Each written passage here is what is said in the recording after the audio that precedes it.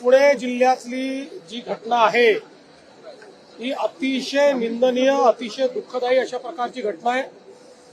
3-3.5 वर्षाच्या चिमुकलीवर 65 वर्षाच्या नराधमानं त्या ठिकाणी अत्याचार केलाय आणि तिचा खून देखील केलेला आहे।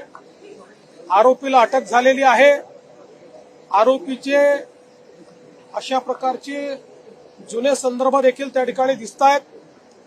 एकूणच या घटनेतनं समाजामध्ये मोठा रोष आहे। सगळ्यांनाच या घटनेमुळे त्या मुलीच्या बद्दल, त्यांच्या परिवाराबद्दल प्रचंड हळहळ वाटते। आरोपीला अटक तर केलीच आहे, पण मी आश्वस्त करू इच्छितो की फास्ट ट्रॅक कोर्टामध्ये हा संपूर्ण हे प्रकरण आम्ही नेऊ। स्पेशल त्या ठिकाणी फास्ट ट्रॅक कोर्ट तयार करायला आम्ही हायकोर्टाला विनंती करू।